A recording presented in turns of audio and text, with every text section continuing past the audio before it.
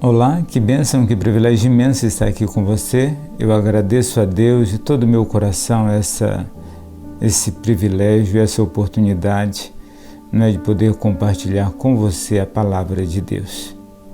E nós hoje temos uma questão a ser resolvida aqui. E o texto Marcos, capítulo 1, versículo 5, ele diz que mostra o imenso sucesso do ministério de João Batista. O texto sagrado diz que uma multidão, e saiu a ter com ele toda a província da Judéia e todos os habitantes de Jerusalém, confessando os seus pecados, era por ele batizado no Rio Jordão. Um imenso sucesso.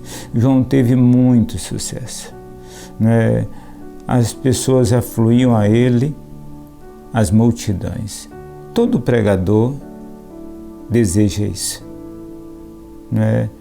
E foram poucos na história que conquistaram isso que João conquistou. Um sucesso estrondoso em pouco tempo. Em 6 meses, João levou a mensagem de Deus a toda a nação. Todas as pessoas foram até ele. Agora, diante disso, nós devemos fazer uma pergunta. Qual foi o resultado do ministério de João? As pessoas aceitaram, receberam, as pessoas foram transformadas? Bem, o texto sagrado responde sobre isso. A Bíblia diz, por exemplo, em Marcos, capítulo 11, versículo 29, diante de uma pergunta dos judeus a Jesus, Jesus então faz uma outra pergunta a ele. E pergunta, o batismo de João era do céu ou da terra? E diante dessa pergunta, os judeus então discutem entre si e dizem, se nós dissermos do céu, ele vai perguntar, por que vocês não creram? Então a primeira evidência, fica logo claro aqui, que embora o Evangelho, João tenha alcançado esse sucesso tão estrondoso aqui, em pouco tempo, em 6 meses, ele preparou uma nação para a chegada do Messias. Embora isso tenha acontecido, ele foi rejeitado. As pessoas não receberam a mensagem dele. Outro texto também que mostra isso é Mateus capítulo 11, versículo 16, em diante.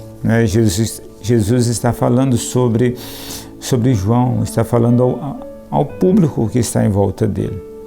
E então ele diz para ele, veio João, não comia nem bebia, e dizem, tem demônio. Veio o Filho do Homem, come e bebe, e vós dizeis, eis aí um glutão, um bebedor de vinho, amigo dos publicanos e pecadores.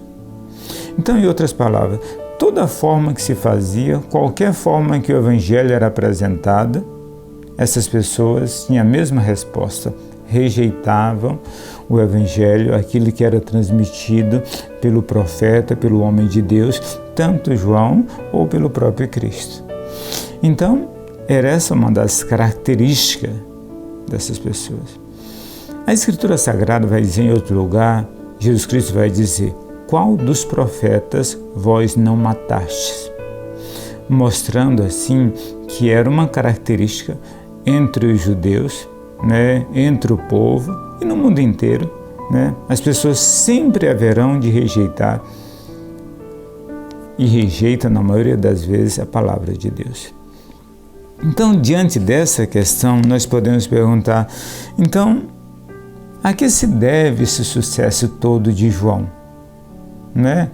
Nós vemos aqui o texto sagrado em Marcos 1:5, dizendo claramente que João arrebanhava uma multidão de pessoas. A que se deve isso? Em de mais nada, se deve a uma curiosidade. As pessoas foram até João movido por uma curiosidade. Afinal de contas, tinha 400 anos que não tinha aparecido nenhum profeta, nenhum homem de Deus para pregar a palavra. Então estavam todos curiosos em saber o que esse homem estava pregando. Então eles foram até ele, caminharam 1 quilômetro, enviaram mensageiro, enviaram representantes, Todos queriam ter uma resposta, queriam entrevistar João. Queriam saber se ele era o Messias. As pessoas estavam motivada por isso. Estava motivada também por causa do homem extraordinário que era João. Além de todas as características, ele era um santo de Deus, um homem cheio do Espírito Santo, ele também era um orador brilhante.